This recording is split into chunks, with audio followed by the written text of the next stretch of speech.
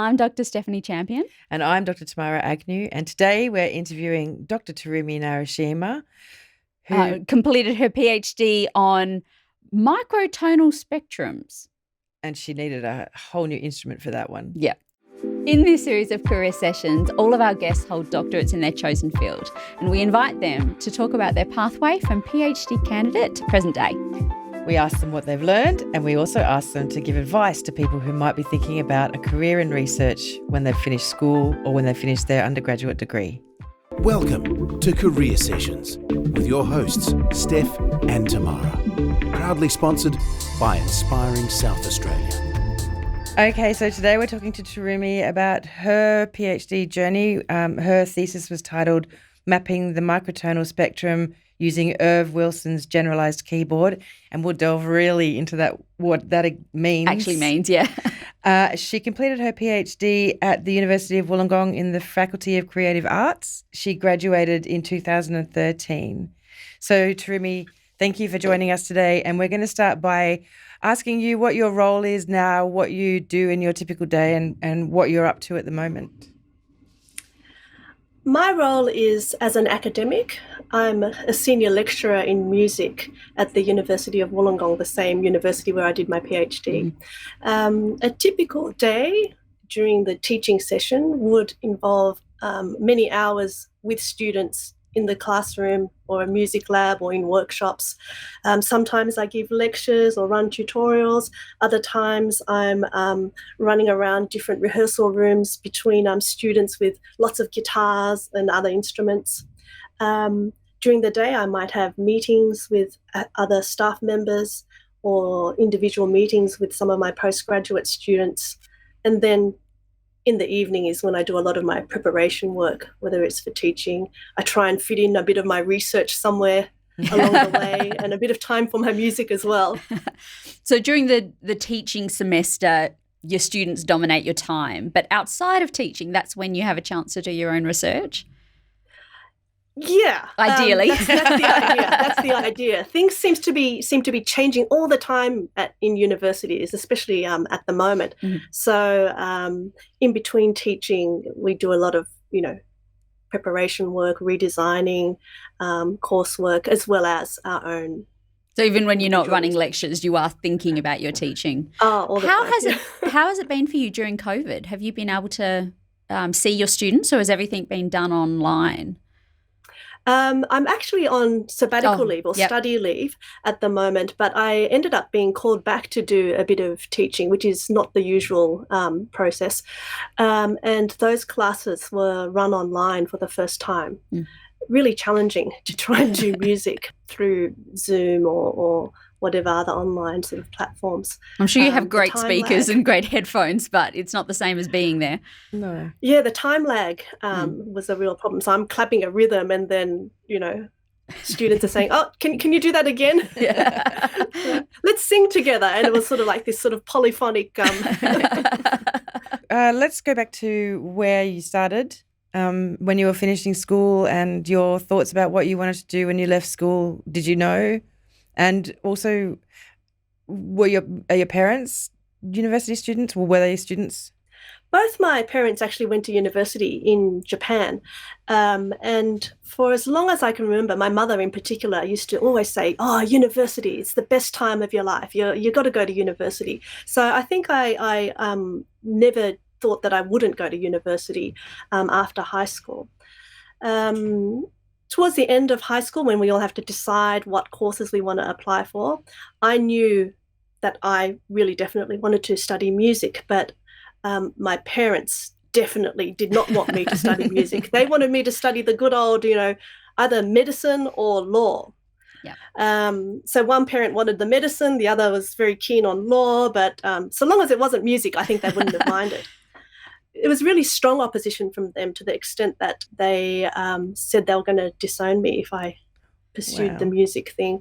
And I remember applying for different universities. You had to audition, so I'd organise my travel by myself and sort of almost secretly try and sneak off to go to auditions. but I didn't know at that stage whether I'd be able to get into any music course. So I said, look, if I don't get into music, then okay, I'll give in. I'll do medicine. That was my attitude at the time. So from their perspective, were they concerned if you did music that you wouldn't get a job or that you wouldn't be able to support yourself? Yeah, they thought music is just a hobby. How you're going to earn a living just from doing music? Why waste your life doing something like that when you could be doing something more useful? Was their thought. Yeah. Well, you showed them. You work at a university now, so you're clearly managing. I like to say to my I like to think anyway, my mum didn't get her medical doctor, but I did a different kind of sort of a doctoral degree. Hey, it counts. It's being a real doctor. You did your undergraduate degree at Wollongong as well? No, I did my undergraduate degree at Sydney University. Funny thing is, I actually applied for Wollongong University as well, and I got accepted into both, and I was really tossing up between the two. I even flipped a coin. Of course, that's how the best life decisions are made. Well, but the thing that clinched it was I ended up getting a scholarship at one of the residential colleges at Sydney Uni. And because I was so worried about how I was going to support myself, because my parents said they were going to disown me if I did music, I went for Sydney Uni, and that's how I ended up there. And did you say that? Is that where you stayed on to do your master? Did you do masters? Yeah, well, I did my undergraduate degree at Sydney University in the music department. They're quite a famous music department with a lot of big names in Australian music composition, which is why I wanted to go there. But at the time there was this sort of strange, maybe kind of imagined rivalry between Sydney University and Sydney Conservatorium. The two have amalgamated since. But after finishing my undergrad degree, I felt like I wanted to get the other side of the story. So I ended up doing my master's at Sydney Conservatorium. And it was during my time there that I came across a particular teacher who ended up being my supervisor. And when my supervisor left the conservatorium, he actually moved to Wollongong University, and that's how I, with a bunch of other postgraduate students, sort of followed him down to Wollongong.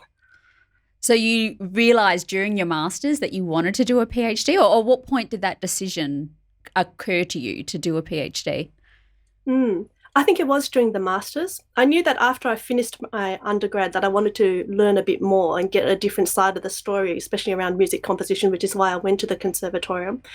And while I was there, I guess I would see different people who were maybe doing PhD or doctoral level work. But there was another sort of particular meeting. While I was doing my master's, this supervisor encouraged us to go to conferences. And I went to a computer music conference, and you think music and you think a lot of females do music as well as men. But at this particular conference at that time, there were only 2 female presenters who gave papers. And it was a much more senior composer that I knew about from years ago and really respected. She came up to me and she said, you got that little twinkle in your eye. It's never hurt me to be a doctor. You should really pursue it. And even though I'd already been thinking about it in the back of my mind, I think having that little extra boost from a person that I never met before to say something like that to me and give me that kind of encouragement was something that I really, really appreciate. Yeah. So do you think you would have done it had you not had that encounter? I think I would have done it anyway, but it was just it just made me realise that some words of encouragement, they don't cost anything, but if you see something or meet someone, and it was just it's a composer that I have since met on a couple of other occasions, but I feel really deeply sort of appreciative of the fact that she made that special sort of a comment to me at that time. So when you decided to do your PhD, did you know what project you wanted to do, or were you open to suggestions from your supervisor? Now, that is a really good question. I knew, but through my master's, I became interested in this area called microtonality. And I knew that I wanted to pursue that further through a PhD.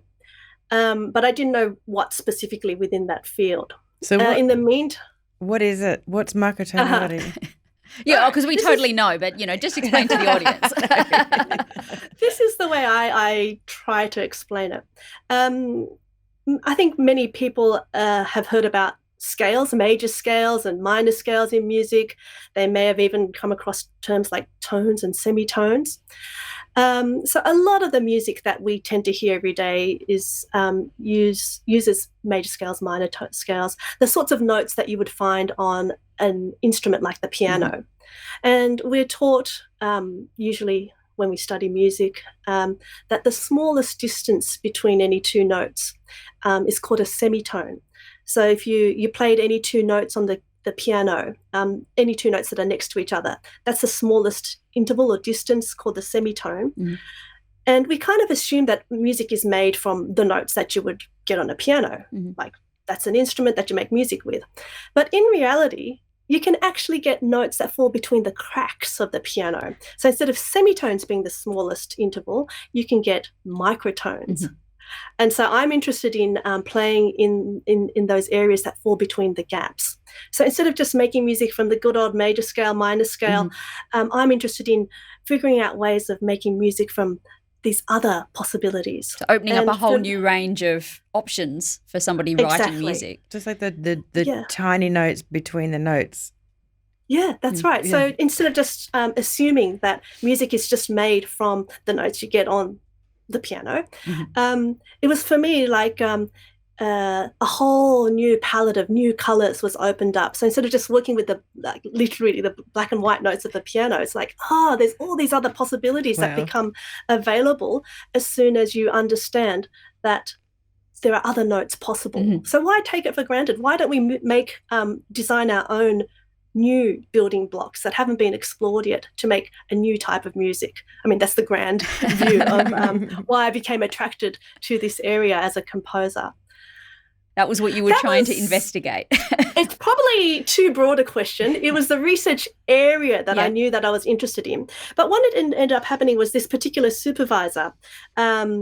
His name is Greg Shima. He got some research funding for a project to do with carillons, bells. And my master's had some relationship with that. And so originally when I applied to do the PhD, it was to be part of his research project. What happened though is in the meantime, he decided that he wanted a PhD student with a bit more of an engineering background for his project. And he said, look, you managed to get your own scholarship to do your PhD at Wollongong University. So we'd like to keep this ARC scholarship money to get someone else.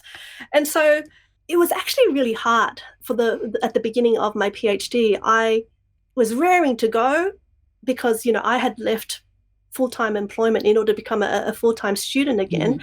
But I wasn't sure what I was supposed to be doing. So that was probably one of the biggest struggles for me in my PhD, knowing what it was about.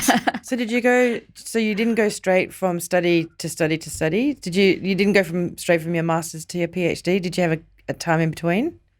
A little bit, yeah. So after I finished my undergraduate music degree in composition, I actually along the way did a diploma of education. So as you do, just throw that in. My mother, again, she had always said that she had done a dip ed and she thought it was a really useful qualification. Mm-hmm. She's retired now, but she was a teacher, and from a very young age, I was tutoring younger students in whatever subjects, and it seemed like a sensible thing to do. As an undergrad, I was also spent 1 year editing the student newspaper with a bunch of friends. So I didn't want to be doing my honours thesis at the same time. And I said, well, maybe I'll just do a dip ed in between. So I'd turn up to my dip ed classes and I'd be falling asleep in front of the lecture. I feel so terrible about this. But it's because I literally did like a whole weekend of just no sleeping to work on the newspaper deadlines. Mm-hmm. So I had done the dip ed and I wanted to prove after my undergraduate degree, yes, I can earn a living from music. Yep. So, it was really important for me to prove that. And I actually worked as a teacher, a school teacher, for 9 years, I think. Mm-hmm. Now, while I was teaching, I started my master's in music at the conservatorium, and the whole time I was teaching through that. And then I really stopped teaching or high school teaching when I got the scholarship to do full-time PhD research. Yeah. So I'm sure Tamara actually knows you quite well, so she would already know the answer to this question. But what instruments do you play? I started off on the piano. We had a family friend who had a piano, and I was just, I so very much looked up to this girl that could play the piano. And I think it was the one thing that I really wanted as a youngster. So then I started having piano. My mum, it was the happiest day of my mum life when she got a second-hand or third-hand old piano, and I started having piano lessons from this lovely old lady who refused to take money, so my mum would take fruit as a gift. Each week we had lessons.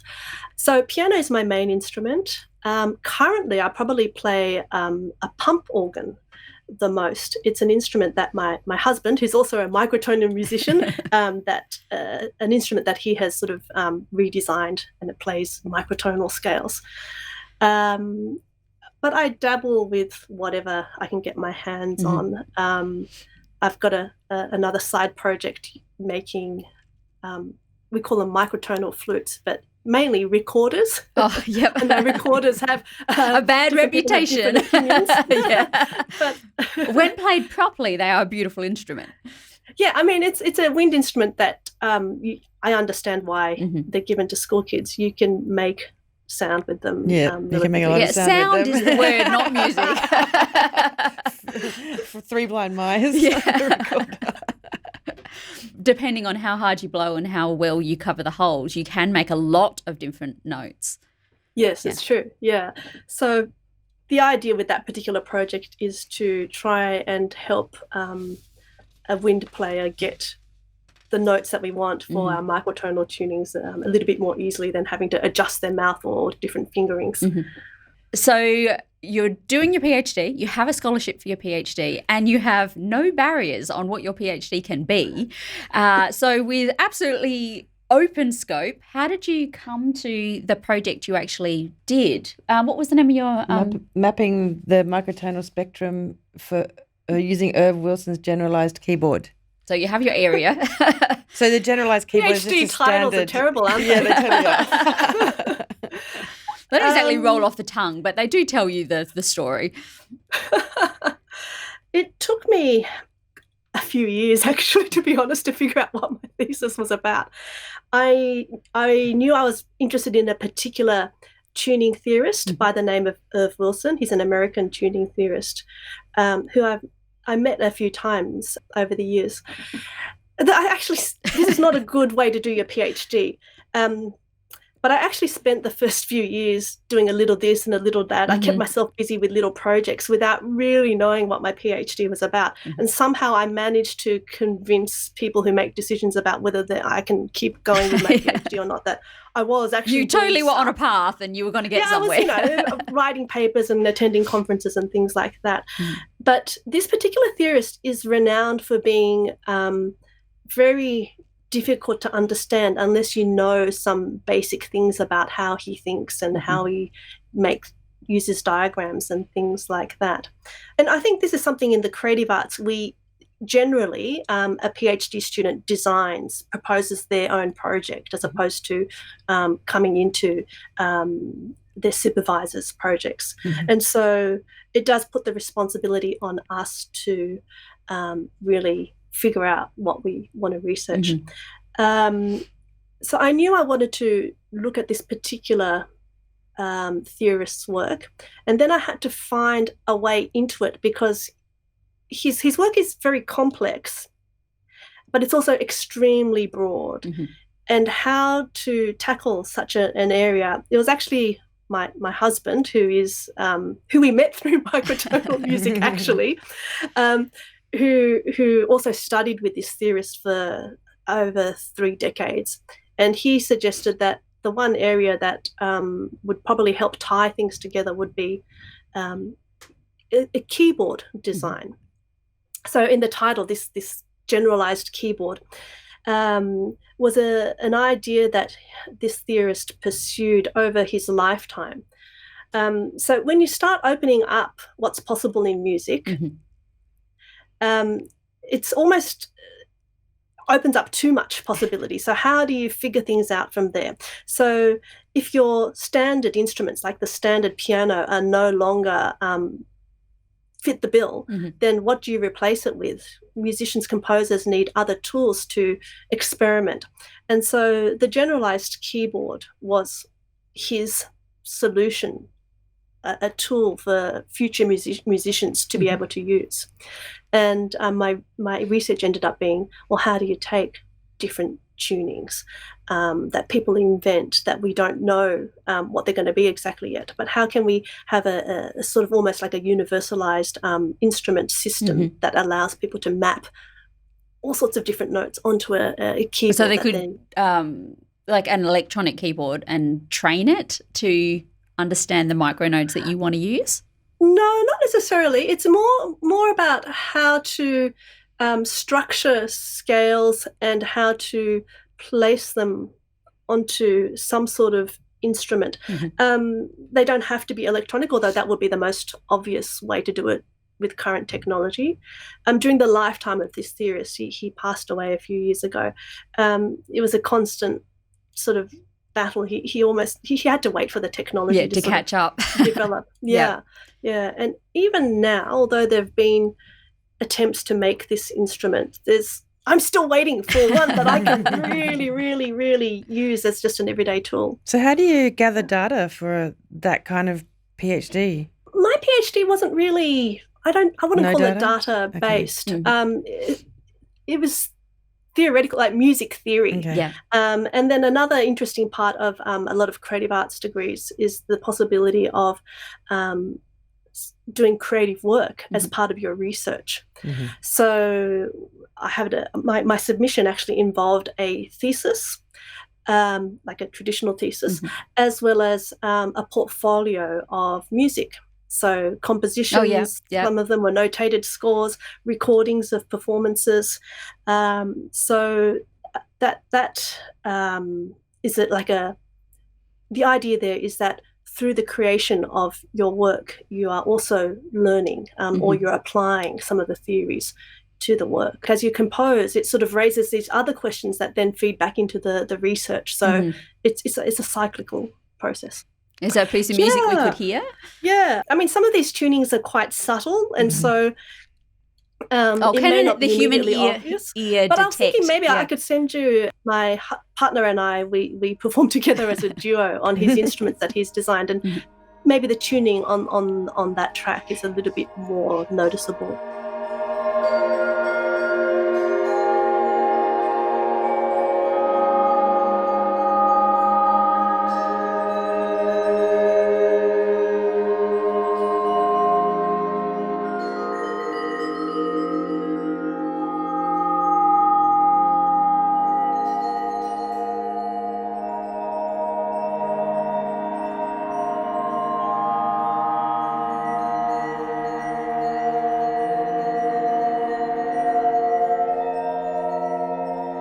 I mean, that's the and with the CD magic of cover, and editing. there's a few of the instruments. Oh, yeah. So the instruments on this particular recording, they look a little bit familiar. So I play something called a pump organ or a reed organ, and it's called that because I actually pump air the pedals. through pedals. Yeah. But the thing is, it might look like a regular organ, but each the note magic's happening inside. Yes, retuned. Yeah. Wow. And so sometimes we get young kids who try and play like something they learned on the piano, and they go, "Oh, that's not at all how it's supposed to sound." And my partner, Craig Grady is his name. He plays a vibraphone, which also has been retuned. You actually ended up with a range of products that came out of your PhD. So you had the traditional thesis, but also your compositions and sort of demonstrating how this instrument would work. So if you could explain to the layperson, why is your research important? Like, what is the value that we that the community gets out of this sort of research project? Sometimes I like to be a little bit controversial, and I say, the 12 notes that we use to make music on the piano, I think that system's a bit out of date. It's not enough. for a couple of centuries at least, especially in Western music. And we shouldn't forget that in other cultures, they use their own different scales. I'm hoping that my research sort of breaks what musicians might just assume or take for granted are the tools for making music, to just break that open and provide new tools and new knowledge for how to make a different music that we haven't already, to explore new types of resources for making music. People can be creative in all new ways. Yeah. Does this sort of music come from the Japanese culture? Is it anything that's been in there? I'm not sure. I'm in an interesting situation because even though my parents are Japanese, I've pretty much lived in Australia for most of my life. So I think the Japanese influence is there. I'm not sure specifically how. Probably others can see it more than I can myself. I think it's maybe more generally an awareness that there are other the Western options. system is one way amongst many others. Yeah. I can think of one early, as a university student, we had an early assignment for a subject called ethnomusicology, where it's about the study of musical cultures other than Western music. And it was a unit on Aboriginal music. We had an assignment where we had to listen to a song, a recording, and we had to transcribe it into Western notation. I didn't know at the time, but I remember being really struck by a particular parts of the song which just didn't fit in with the notes of the piano. So I had to figure out, well, how do I notate that? And thinking back now, that's what you were picking up on. One. Yeah, microtones. Yeah. So how long did it take to complete your PhD? Oh, I know that's a bit of a rude question to someone who's done a PhD. How long did it take, really? You can probably tell from my cringing and the fact that I confess that it took me a few years to figure out what my PhD was. Quite a long time. I think it ended up being 8 years. So I started off full time on the scholarship, and then partway through that, I got the chance to start teaching at the university. In fact, actually, while I was doing my PhD, I was doing a bit of tutoring, not in music but in Japanese, to earn a bit of money in the summer, because I taught a lot of Japanese in high schools up to that point as well. And then I started teaching music part-time, as well as tutoring Japanese part-time, as well as doing just spread yourself a little thin. PhD part-time. That's not burning the candle at all the ends. So other things happened. All my supervisors ended up leaving the university, and it was quite a tough period. That would have been challenging. Yeah, so it took me a while, and then what ended up happening is I was given a new supervisor, not in music. It was she was a professor in creative writing, and it was probably the best thing that could have happened for my PhD, because I needed a little bit of a kick up the backside to put it all together, and it was fantastic. She gave me permission to write in a way that she encouraged me. She said, it doesn't matter, even if it's a technical thesis, you need to tell the story. So she freed me up a little bit, I think. Instead of trying to be technical and official and proper the whole time, she said, we need to understand the motivation for why you're researching what you're researching. You need an introduction at the beginning of this chapter. You can't just go straight into the technical stuff. And she, her name is Professor Kathy Cole. I really thank her for getting me over the line and teaching me how to write differently, and also how to supervise other people as well, perhaps. Yeah, it's really valuable to learn from someone who supervised you well. So you've talked a lot about what went wrong, or the challenges you had, but what are some of the exciting things that happened during your PhD? I've met a lot of other fellow PhD students at the time who have gotten to the point where by the end of the PhD, they're just so sick of their topic and they're over it and they said, never want to see it again. Whereas I loved my topic, and I every second day, literally, I will be looking at the papers of this particular theorist who I think is, well, I know we use the word genius a little bit too often, but his mind works in such an incredible way. Mm-hmm. And I will be just shaking my head and this is crazy. How could this be? And this man is a genius. I would be saying that literally every second day. And you got the chance to meet him a few times.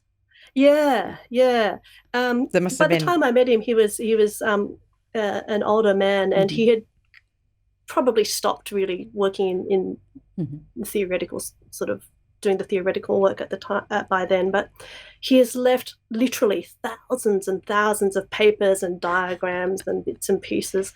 It would take several people's lifetimes to really make sense Patch of it all together.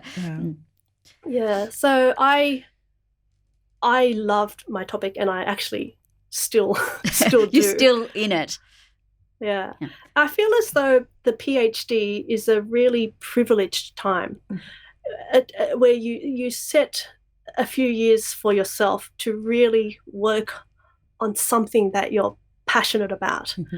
And I do think that it's a privilege to be able to spend that time really obsessing over something that really gets you fired up. Obsessing is a good word. And would you do it again? Would you do a PhD again? Oh, would I do a PhD again? Yeah. If everything aligned, no. like all Yeah. You're not asking whether I do another PhD. No, but I would definitely do it. Yeah. Yeah. I think I'm glad that I've done it, and yes, I would do it again. Yeah. You sort of brought your work into your PhD, and you already got started as a lecturer and teaching during your PhD. So the question of how did you get from your PhD to work is a bit irrelevant. You were already there. Well, I think it involved a lot of luck as well, because I get a lot of students who say, "Oh, I want your job." well, getting a PhD get me there, and unfortunately, no, there's not that many positions to teach in music at tertiary level at the moment. So you wouldn't have your current position unless you had a PhD? Not necessarily. I think there's a lot of luck and timing involved, but yeah, probably not at this point. So do you still draw on your research skills in your daily role now, do you think? Or I suppose you're doing your research, but in other parts of your work? Yeah, research is considered a key part of being an academic. So yes, yeah. And I'm still working in the area that my PhD research was on. Reflecting now, how would you summarise the experience that you had in your PhD? It was tough. I realized I was living constantly under a cloud of guilt. So, I shouldn't be doing this. I should be reading another article. And the greatest joy I had after finishing my PhD was I could read fiction. Read for fun, not feel guilty. It was tough, but I'm so glad I did it. And the research that I did for my PhD, the thesis, the bulk of that actually ended up becoming a book, a published book. And I'm pleased with it, and I'm amazed when I get the occasional sort of email saying thank you.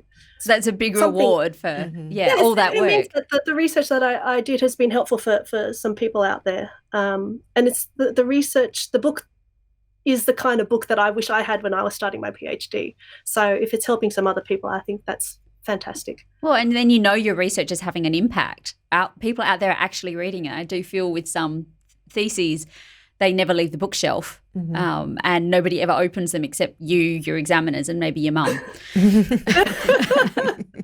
Yeah, it's sort of sobering when you're told that while you're doing your PhD. No one's actually going to read it. Yeah. And were you able to, so in addition to the book, did you publish articles? Not so much. So because my field, it's quite new to academia, I think it's probably still fair to say. So in order to publish like a small article, I felt as though we needed the basics, the groundwork set. And so I'm hoping that the book has done that so that you're not constantly having to explain things from ground zero.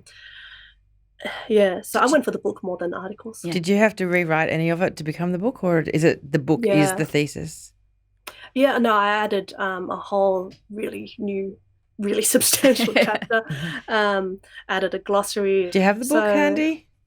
Oh, I do. Yeah. It's not holding up your monitor then or anything like that. Oh, beautiful. So the title changed a little bit, which is probably a little bit more easier to remember. A bit accessible, yeah. It must have been a pretty amazing day to get your book. Yeah, and open it and smell that book smell.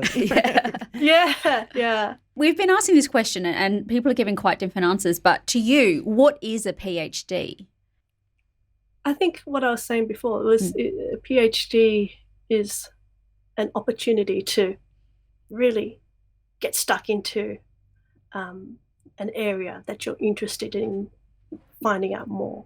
And maybe, I think just more generally about research, it's a bit like the magic pudding. The more you sink your teeth into it, the more questions arise. The more you find out, the more you want to learn, the more you want to know. So it's like the gift that keeps giving in a way. Mm-hmm. Or the you poked the bear and now you can't sort of unring that bell. you know what's out there now. You have to find out more. Yeah. So what do you say to students who ask you about whether or not the PhD is a good idea for them when they're like graduating from their undergraduate degree? What sort of advice? Clearly, that also depends on the student. But if there's people listening who might be interested, to a bit more of a general comment. I think it would depend a little bit on the particular individual's motivation as well. So if they think the PhD is just going to lead automatically to a particular kind of job, especially in my area, I would just caution them against that. I think it's crucial for them to be clear about what they want to research. So you're not recommending going in with a broad field and nothing else? I think the rules are so much. I mean, they were strict when I was doing mine, but if you don't get it done within a particular number of years, yes, there's a lot more. Get it in 3 years, or don't waste your time. Yeah. But so find a topic that you think you could really live with and obsess over for a good 3 years is what I would say to them. Yeah. And for students who are finishing school, who have that pressure to make decisions or family pressure to make other decisions, what do you say to those students? Two things. The decisions you make while you're at school, you might feel at the time, oh gosh, I've got to make sure I've chosen my right subjects. But I mean, it's good to keep your options open. But to be honest, I didn't study music in the final years of high school. I did math and science and languages. But that didn't stop me. I mean, as an undergraduate, maybe I felt a little bit disadvantaged because I hadn't done music for the HSC, but it doesn't matter. You make up for it. So it's not the end of the world. There's always opportunities for you to change or to pursue new things. And I think also, generally speaking, it's good to go for what you're passionate about, what you're excited about, as well as what maybe you're good at. Yeah. And so these days, are your parents happy with your choices? I think they've come to terms with it, especially after I married another musician. But at my age, my mother. They're not expecting you to go back and become a because Tamara knows my mum. Yeah. But she still tells me, she could have done medicine. But she knows that I'm no good with blood. Like, if I had to, Yeah. Sorry, I have to leave the room before I give you an inoculation. Yeah. And where is your thesis these days, other than the book? Where is it physically? Where do you keep it? By my bookshelf next to my desk, and I have a copy in my office. So if a student comes in, I'm thinking of doing honours, and I I don't know what to do for my thesis, and I just sort of whip out my students on my own thesis and go, this is what this was. Yeah. Yeah.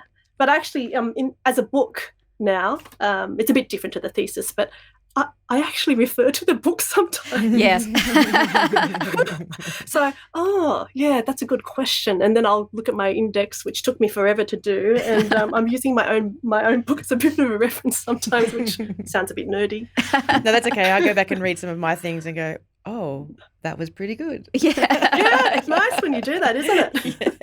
So ready for our last question that we have for you. So during the PhD and perhaps during your time in academia, we just want you to reflect on maybe some of the myths that you've heard that you think might be worth putting a pin in that you would like to address and set the record straight on about what it means to have a PhD or to be an academic. No, it's going to come out the wrong way. I was going to say not everyone who has a PhD. No, just because you don't have a PhD doesn't mean that you are not.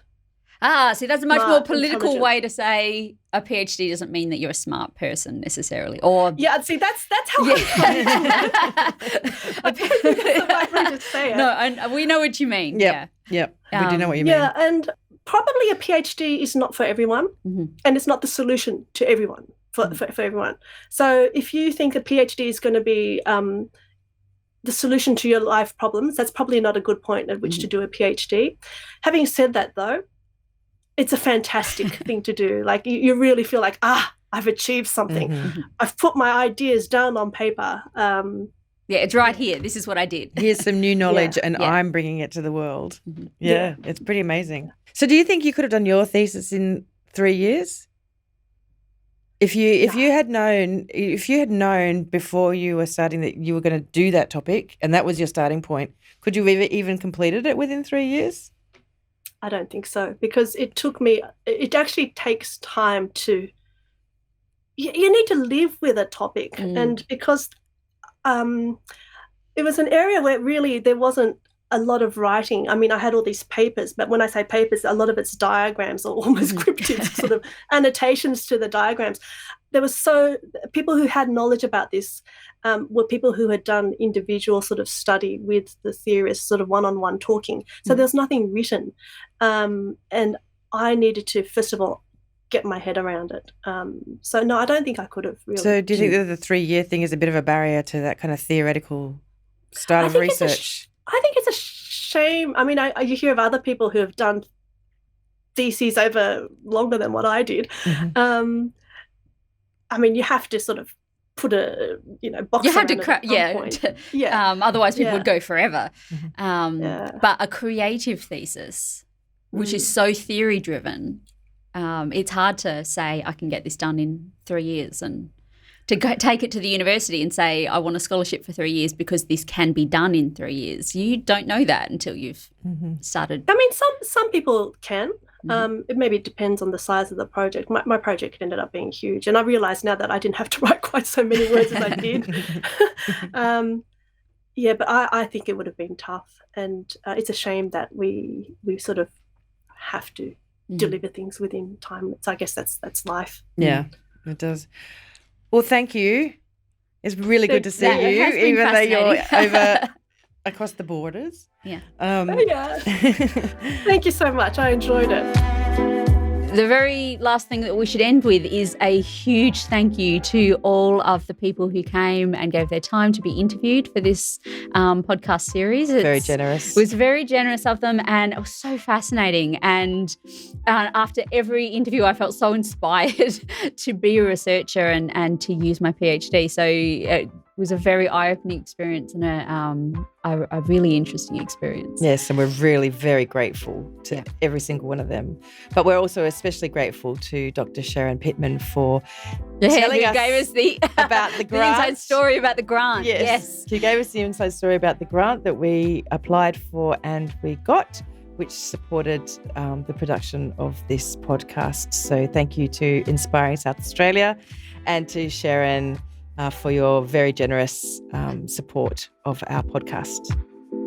Thanks for listening to Career Sessions with Dr. Stephanie Champion and Dr. Tamara Agnew. If you like the show and want to know more, check out www.careersessions.com untitled.com, where you can send us your suggestions for future series and subscribe so you know when a new episode is posted. If you love it, tell all your friends, and please leave us a review on iTunes. Thanks to our sponsor, Inspiring South Australia, for their generous support, and to our producer Rory at Podbooth. Join us next time when we talk careers with another leader in the field.